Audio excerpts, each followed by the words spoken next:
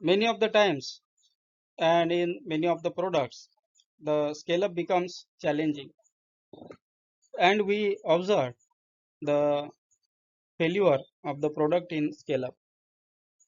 Many of the times, the process doesn't work as it was working in the research lab. So, this video is for the reasons behind the scale up failure. The topic is why products fail at the scale up stage. I welcome all the viewers to this informative video onto the reasons behind scale up batch failure. The scale up involves the increase in the batch size mainly. The product is transferred from the research to the commercial phase, and this process is called as technology transfer. Many of the times the scale up failure occurs. The reasons are like related to the process, related to the formulation, composition, equipments, and many others. First is process related issues. So these may be related to the process parameters, process understanding, and the equipment differences. There may be the non-linear process parameters. Whatever the process is developed in the research lab, in the formulation R&D, that may be non-linear. The non-linear process parameters may be mixing, granulation, coating, or drying, which behave differently at the large scale. Always understand that in the R&D we work on some grams or kgs, but in scale up it will become hundreds of kgs. So mass effect will be there. There may be reasons like inadequate process understanding, lack of robust process design, lack of understanding about the CPPs, and lack of the process mapping.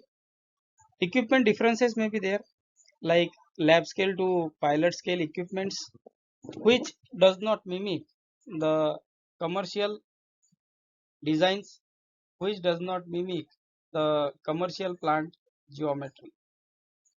That becomes very difficult to handle, and that's why many of the times we observe the scale up failures. Then formulation related challenges. These may be the related to the API properties variability, variability in the excipient nature, and the unoptimized ratios. Excipient variability may lead to the problems like differences in the particle size, differences in the bulk density, differences in the moisture content, water content, or supplier quality effect, and the excipient performance at large scale compared to the small scale. API properties like particle size, flow, bulk density, tap density, then static nature, poor flow, polymorphism, sensitivity to the heat or shear not accounted in the research, and unoptimized ratios. So as I have mentioned that in R&D, so we take the batches in some grams and some kgs. So that may work in the small scale, but the unoptimized ratios may get failed at the higher scale, which is near to 100 and above kgs. Analytical and characterization gaps may be there, like incomplete pre-formulation data, incomplete or less understood resolution, and BE failure risk may be there. So ignoring the hygroscopicity, solubility, stability may lead to the surprises at the large scale. Dissolution and BE risk. Scale up may change drug release profile, leading to Q point failure or BE mismatch.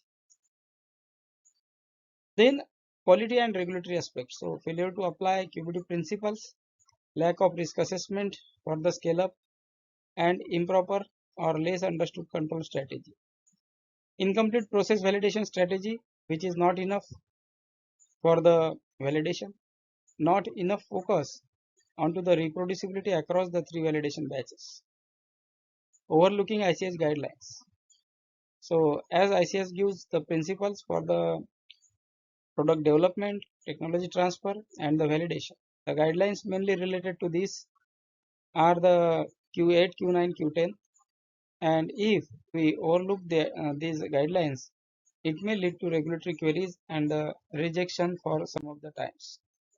Human and organizational factors, so technology gaps, tech transfer gaps, stringent and rushed timelines may be there, cost driven compromises may be there sometimes, tech transfer gaps, poor documentation, training or communication between R&D and manufacturing, stringent timeline, pushing for the launch without sufficient scale-up studies, and cost related problems like vendor changes or material substitutions without requalification. These may be the factors. Many of the times, the material properties may get hampered or the material properties may create problems in the scale up. For example, if you are working on to 1 kg batch size and if you are doing some compression, for example, for the tablets, the compression runtime will be very less. But once you scale it, the compression runtime will be longer.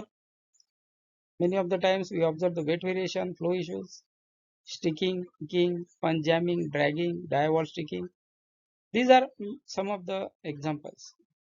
So products often fail at scale up due to the insufficient process understanding, lack of robust design space. Applying QBD, DOE, risk assessment, and thorough tech transfer practices can significantly improve the success rates.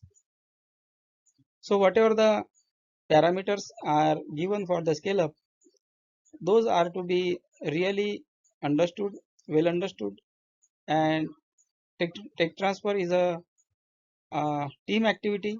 The people from the tech transfer, people from R&D, people from production, and people from the quality control and quality assurance are required to be work in collaboration, and they should give their expert comments and suggestions to make the scale up successful. These are some of the reasons for the failure of scale up batches.